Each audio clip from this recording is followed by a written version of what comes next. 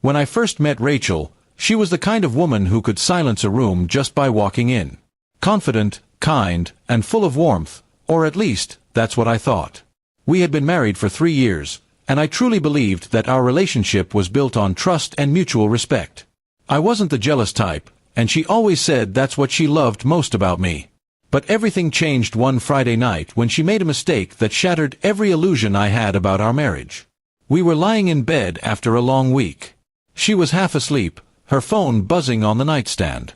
She ignored it, smiled, and turned toward me. Just as I was about to close my eyes, she whispered, "Good night, Mark." My heart froze. My name isn't Mark. It's Daniel. I waited, thinking maybe I misheard her, but she repeated it softly, "Good night, Mark." I didn't know what to say. I just lay there, my pulse pounding in my ears.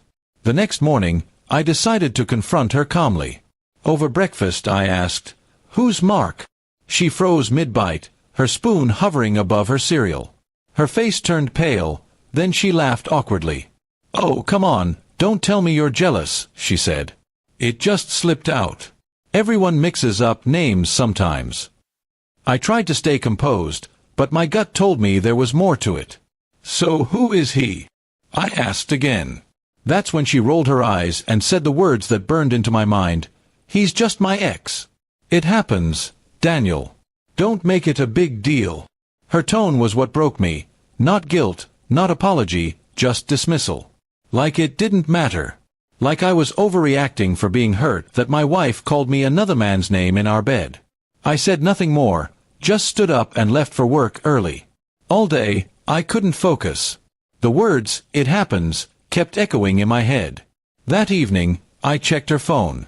I had never done that before, but something in me snapped.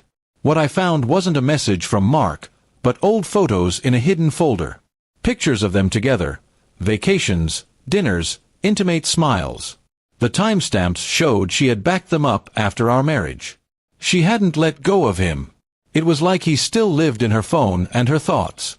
I didn't confront her right away. Instead, I started my own quiet plan.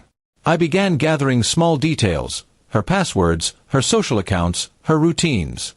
If she thought I was overreacting, I wanted her to see what true calm revenge looked like. I didn't shout or accuse. I acted normal, sweet even. That was the key. She had no idea that I was preparing to walk away and make her regret every careless word she had said. 2 weeks later, I planned a surprise dinner at home. I cooked her favorite meal, opened a bottle of wine, and played soft music. She was smiling, relaxed, thinking everything was fine again. After dinner, I brought out a small gift box and handed it to her. She opened it with excitement, expecting jewelry. Inside was a USB drive. "What's this?" she asked, confused. I looked her in the eye and said, "It's everything you left behind with Mark. Photos, messages, memories. I've deleted them from your phone and your cloud. You can keep them now, far away from me." Her face fell instantly. "You went through my stuff," she said sharply. I nodded. "Yes. The way you went through my trust." She tried to argue, saying I was invading her privacy, that I was being dramatic.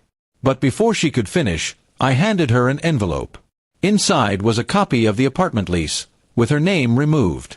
I had already spoken to the landlord and made arrangements to end our joint contract.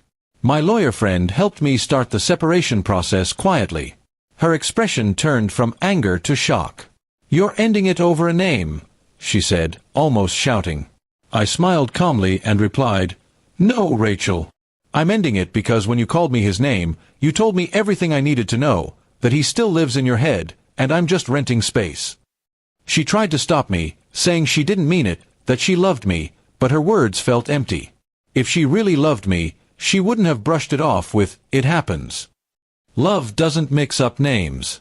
Love doesn't store old memories like trophies. I packed my things and left that night. For weeks, she texted me, asking to meet, to talk, to fix things. I didn't respond. Instead, I focused on myself, my work, and my peace. My silence was my revenge. She wanted me to fight, to yell, to cry, but I gave her nothing. That hurt her more than any words could. Months later, I ran into her mutual friend at a cafe. She told me Rachel was still struggling, that she couldn't believe I'd actually left without a scene. She kept saying, "He didn't even get angry." That's when I realized I had truly won. My calm was the loudest answer to her betrayal. Now, whenever I think of that night, I don't feel pain anymore. Just clarity. Sometimes revenge doesn't need shouting or destruction. Sometimes it's simply walking away so quietly that your absence screams louder than your presence ever did. Rachel once said mistakes happen. But some mistakes cost everything, and hers did.